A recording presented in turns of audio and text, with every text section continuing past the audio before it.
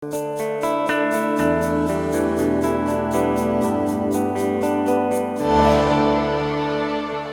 it comes to buying things, maybe you should consider buying secondhand stuff. There are a lot of really good secondhand stores. Also, there are a lot of really good websites that you can go to consider purchasing uh, gently used secondhand, not only electronics, but also obviously clothes and many other items as well.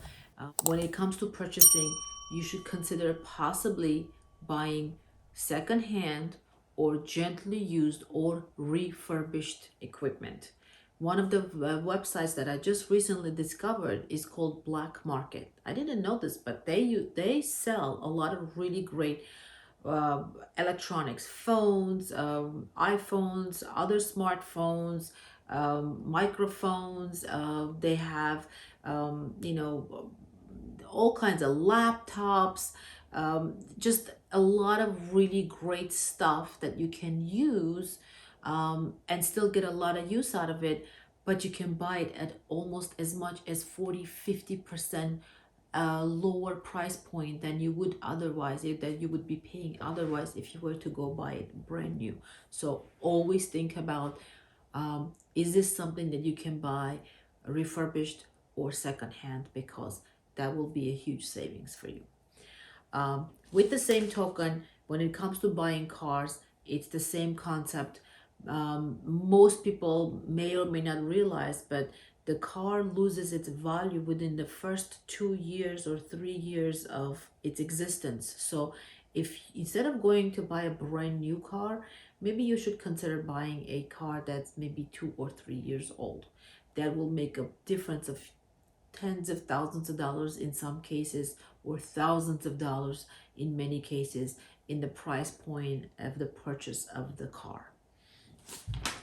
The next thing I would like to talk about is start saving small.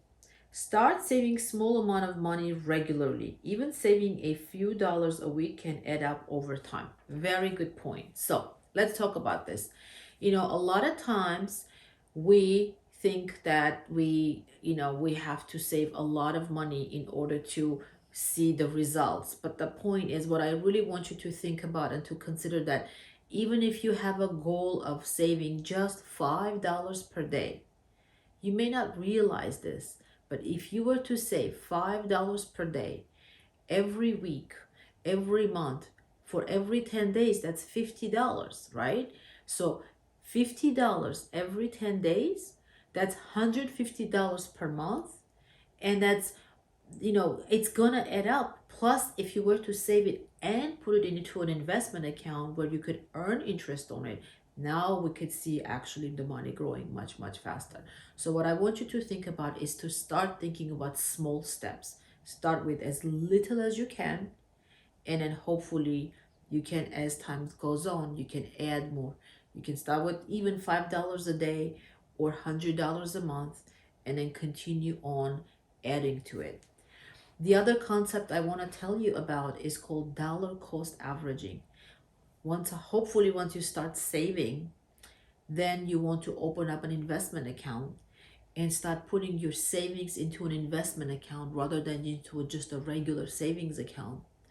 Because when you have money going in, even as little as $100 a month, into an investment plan, the concept of dollar cost averaging becomes very important, because what's happening is you're consistently putting in the same amount of money, say $100 a month, and the investment vehicle that you have, let's just say you bought a mutual fund or an ETF, every month or every day the market goes up and down, so the mutual fund price of that specific investment vehicle will go up or down.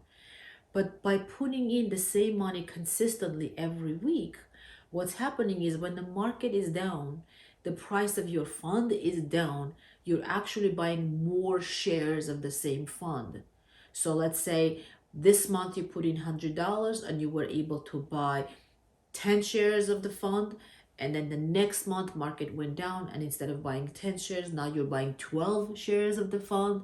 The following month market went up, and now this time you're buying only 9 shares of the fund. But what you're doing is you're doing dollar cost averaging into your investment plan. So something to think about. So the first plan is start saving small, then open up a savings account. Get into the habit of putting money in there, even as little as $5 per day.